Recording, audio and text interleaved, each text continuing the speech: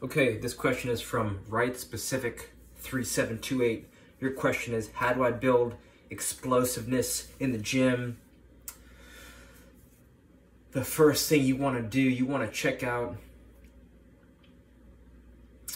if you search Ziani, Z-I-A-N-I, 7 postures, search that on YouTube. This guy, he's 50 years old, he can dunk on a 10-foot rim, right, with a basketball. He's one of the best dunkers of all time. He came out with a book, it's called 7 Postures. But you can find a lot of his training right on YouTube. So search Ziani, Z-I-A-N-I, 7 Postures, and then, right, he's got a lot of content that you could start to build. It's a pre-workout, it's a pre-warm-up. You do this when you wake up, or you do this before. You could do this at the gym, you could do this at home. I do it right when I wake up. I like one of his videos, it's called When You Wake Up, and he puts you, especially your toes, a lot of power comes from your toes. So I noticed that when I started doing his routine, I thought I was an athlete before, but after his routine, I noticed I had more range of motion in my toes. I felt more explosive. I think I'm 97% sure that you're going to find benefit from this guy Ziani. So check him out. The next thing you want to check out is a book called Underground Secrets to Running Faster.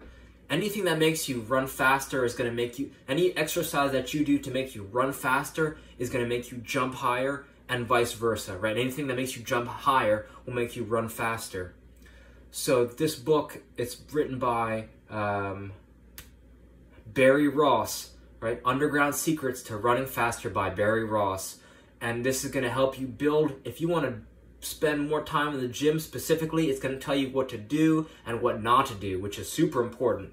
A lot of players who think they're going to be lifting heavy ass weight, but they're doing too many sets, they're bulking too heavy. You could get strong and not heavy, right? So that's the goal. High strength, but not building mass, right? Mass will make you slower.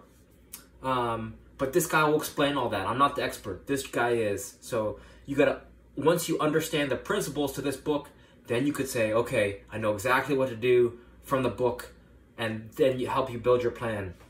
The #1 ab exercise from that book is called the torture twist. If you search torture twist on YouTube, you'll find maybe 3 or 4 different variations.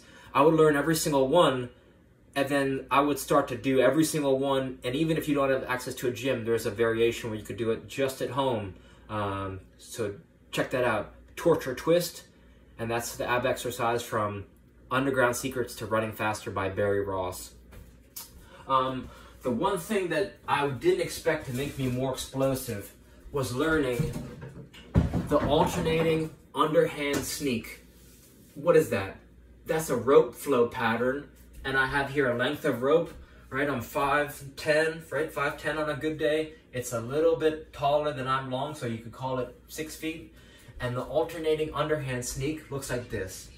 And the reason why it's so powerful and why it will make you more explosive is because it makes you whip your arms down and pop your knee up, right? If you see that, what does that look like, right? That's a sprinter's pose right there. This has helped me improve my balance, my coordination. I've been getting up higher. So if you're talking about explosiveness, YouTube, right? Google search or YouTube search alternating underhand sneak, S-N-E-A-K, tutorial, right? One more time.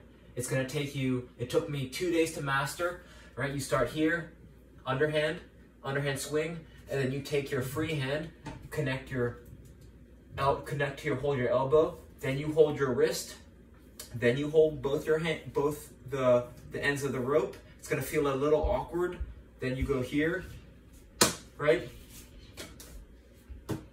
And you drill this a lot. I had to drill this a lot before I could learn it. And then from there, right, from here, you go wings wide, over, wings wide, pick a side, wings wide, pick a side, wings wide, pick a side. So, right, that's a third way, that's a third thing you want to investigate. And this thing is going to help, you know, timing, rhythm, balance, coordination, weight transfer, proprioception, all that stuff. I noticed my juggling improved, which improved my shooting, which improved, you know, it's everything. So check that out, RMT Rope, and that's by David Weck, W-E-C-K. The fourth thing you could start to do at the gym, if you want to Google Louis Simmons jumping from the knees. So, right, what you're going to start to learn how to do is becoming explosive from the knees. I have here just a 1 pound kettle a medicine ball. Right, so first you start with no weight, and what you're doing is just learning how to whip your arms down. Right, arms create a lot of power and a lot of force. So you whip your arms down, and then you jump up. Right, so that's one jump. Then you start to hold different things.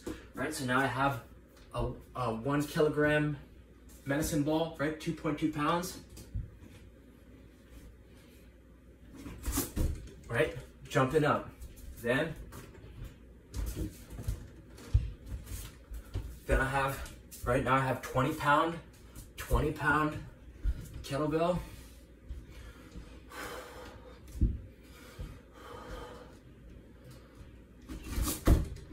Right, 20 pound kettlebell.